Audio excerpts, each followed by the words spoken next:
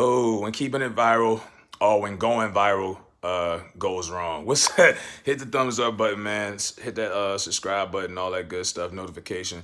So Jemele Hill and Cari Champion are in like hot water, or they were trying to go for a viral moment on their Vice TV. I think it's like a late night show, something we never seen. Creatively, it's whatever. But they were trying to race bait with Jake Paul, the guy who knocked out Nate Robinson 2 weeks ago, and y'all were making all those memes.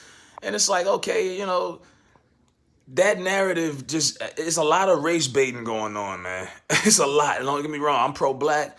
I could call it how I see it down the middle, but you can tell when people are trying to go for that viral moment and they reaching for the sky. It's like Shannon Sharp a couple weeks ago was insinuating that Mike McCarthy was racist because the Cowboys smashed a bunch of watermelons in practice, and it was kind of like a symbolic prep speech.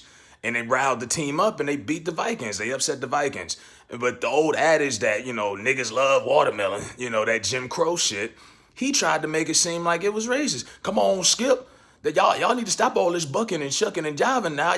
He went on a rant for like 10 minutes, and Skip, the white liberal, he decided to sit there and, yeah, Shannon, you are right. You could tell Skip was thinking to himself, really, we're talking about this? You know what I mean? Like, Shannon Sharp was the only person who had that hot take all the last 2 weeks. I'm like, really? I didn't even think about that. I'm pretty sure none of those black players on that roster felt offended or even thought about Jim Crow and watermelon and chicken, that narrative, when they were doing that. You know what I'm saying? But these are the type of, you're seeing a lot of race baiting and a lot of reaching in sports. And Jemele Hill and Cari Champion are no different. Now, Cari Champion, she jumped off the ship right before it sank. You know what I mean? Somebody must have whispered in her ear, hey, you better get out of here because ESPN's about to lay off like 500 people. That's what they just did. She jumped ship a few months back. So her and Jemele are doing this show, and Jemele, they got rid of her like 2 years ago.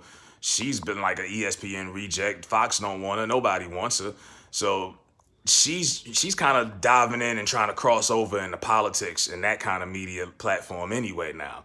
But she lost me when she retweeted that article a few years ago that black men are the white men of black society or some dumb shit like that. But they were really trying to get some kind of reaction out of Jake Paul, and I give him credit for not taking the bait. You know what I mean? I give him credit. That fight had nothing to do with racism. I've watched a million boxing fights as a casual fan.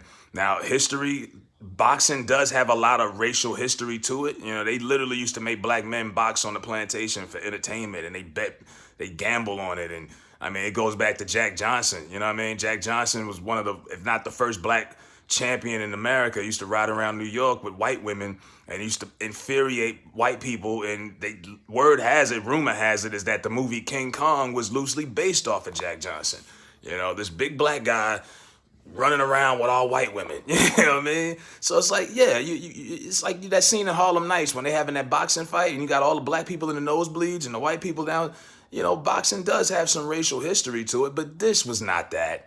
Now Nate Robinson tried to take advantage of that narrative before he got his ass whooped. He tweeted out, "This is for my brothers and my sisters and my people." And it's like, no, don't dedicate that ass whooping to us. So you trained for 2 months. He trained for 2 years. Bottom line, he thought because he was an athlete that he was just gonna be able to train for 8 weeks and go in the ring and fight and win. He had no technique.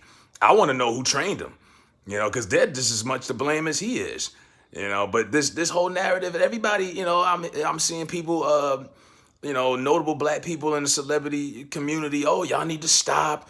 We gotta stick with each other. I'm like, bro, it's a joke. It's a game. Like, what the fuck? We can't laugh at somebody now because we see boxers get knocked out all the time and we laugh and come on, don't sit here and we can't pick and choose when it's appropriate to make fun of people. Because like Patrice O'Neal said, comedy is at the expense of someone or somebody. You're laughing at somebody or something they did. Now we can't even make fun of certain stuff because we live in these racial tension, these highly racial tension times. Like, come on, man, miss me with that. Y'all are reaching. Jake Paul just handled his business, period. And wasn't it Nate that challenged him? Like, come on, like, let's be for real, bro. That had nothing to do with racial You know, and we joked around like when Fury fought Wilder, and I was at the bar, and I was like, "Damn, all us black people was kind of disappointed." It was Black History Month. We were joking. I wasn't pissed off at white America because Fury whooped, Wilder's ass. It was, I was disappointed, but that was it.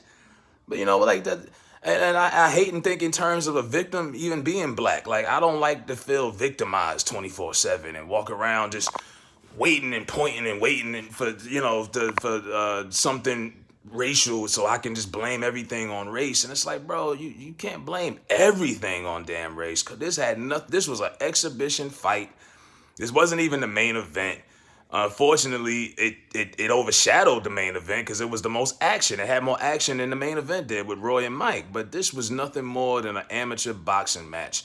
There was nothing racial about this. And like I said, Cari and Jemele was just trying to have a viral moment. They're trying to get the show off the ground on Vice. And they figured, well, we got to take advantage of this. Let's try to flip this on some Black Lives Matter shit. And it didn't work.